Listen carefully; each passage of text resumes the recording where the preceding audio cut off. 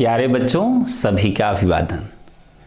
जैसा कि आप बचपन से ही दादी नानी के द्वारा खरगोश, लोमड़ी, हंस आदि विभिन्न मानवेतर प्राणियों संबंधित किस्से कहानियाँ सुनते आए हैं, उसी तरह आज हम कक्षा 5 हिंदी की पाठ्यपुस्तक वाटिका के पाठ संख्या 12 चिड़िया का दाना का अवलोकन करेंगे। ये लोक कथाएँ मनुष्य को गहरे जीवन मूल्य का संदेश देती हैं।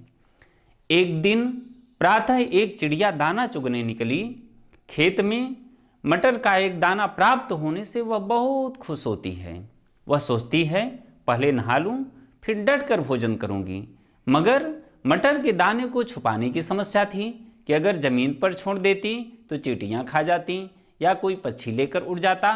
अतः उसने उस मटर के दाने को पुल के मेड़ पर रखकर पुल की मरम्मत कर रहे बढ़ई को देखते रहने के लिए बोला। चिड़िया नदी से लौटकर बढ़ई से अपने मटर के दाने के बारे में पूछा तो उसने साफ इंकार करते हुए बोला कि मुझे सरकार से वेतन मिलता है, तुम्हारा मटर का दाना कहीं गिर गया होगा। चिड़िया बहुत निराश हुई। उसने सोचा दूसरे पक्षी भी भोजन की खोज में घोंसलों से निकल चुके होंगे और उन्होंने उस दाने को खा लिया होगा। तभी उधर से सिपाही निकला। चिड़िया ने सिपाही से मदद मांगी और अपने मटर का दाना गुम हो जाने की बात कही, परंतु सिपाही ने इनकार करते हुए चिड़िया को डांट लगाई और बोला कि तेरी यह मजाल कि मुझे जाते हुए रोके। मेरा काम कानून और शांति बनाए रखना है, उसी की मुझे तनख्वाह मिलती है। तुम मरो या जियो, इससे मुझे क्या। तभी चिड़िया ने उधर से निकल रहे थानेदार से सहायता मांगी। थानेदार दहाड़ कर उसे डांटा और कहा कि मंत्री जी दौरे पर आ रहे हैं और मुझे सारा बंदोबस्त करना है।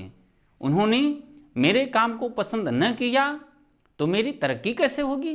तुम्हारा मटर का दाना खो गया तो मुझे क्या। चिड़िया सोचने लगी कि यह कैसा देश है जहां लोग इतने स्वार्थी हैं। फिर उधर से घोड़े पर सवार मंत्री आता दिखाई देता है। चिड़िया मंत्री से मदद मांगती है और अपना मटर का दाना गुम हो जाने की बात बता दी है। मंत्री बोला कि वह उसकी मदद तो करना चाहता है, परंतु समय की व्यवस्था और राजा का स्वागत करने का काम बताकर वह भी पीछा छुड़ा लेता है।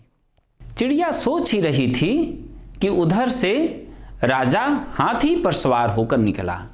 चिड़िया उसे रोककर बोली, राजन, आप तो इस देश के मालिक हैं, क्या आप मेरी सहायता करेंगे।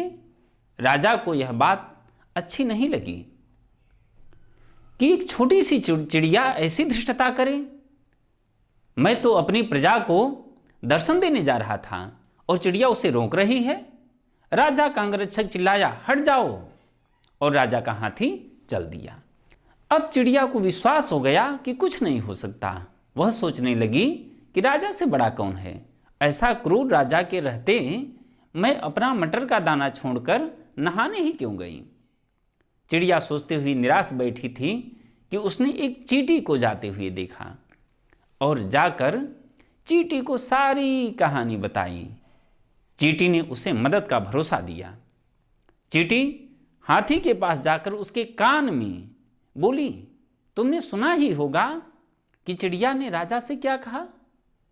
मैं चाहती हूं कि तुम राजा को चिड़िया की सहायता करने पर मजबूर करो, नहीं तो मैं तुम्हारे सूंड में काट लूंगी। हाथी ने यह धमकी राजा को दी कि आप चिड़िया की बात सुन लीजिए, नहीं तो वह मुझे काट लेगी, और उसने मुझे काट लिया तो मैं आपको गिरा दूंगी। तब हो सकता है आपकी हड्डी पसली भी टूट जाए या आप गिरकर मर जाएं। राजा आश्चर्य में पड़ गया, मगर उसके सामने और कोई चारा न था। उसने तुरंत मंत्री को बुलाया। मंत्री थानेदार के पास गया। थानेदार ने सिपाही को बुलाकर डांट लगाई और चिड़िया का दाना ढूंढने के लिए कहा। सिपाही ने बढ़ई की गर्दन नापी। बढ़ई गया और जाकर मटर का दाना ढूंढ लाया।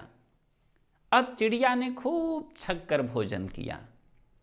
बच्चों, इस लोक कथा के माध्यम से हमें यह सीख मिलती है कि जीवन में छोटा से छोटा प्राणी भी बड़ा से बड़ा सहयोग कर सकता है।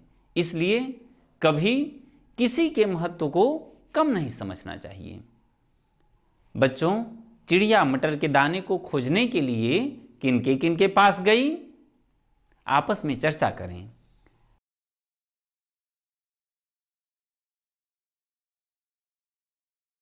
पुनः मिलते हैं किसी नए पाठ के साथ। धन्यवाद।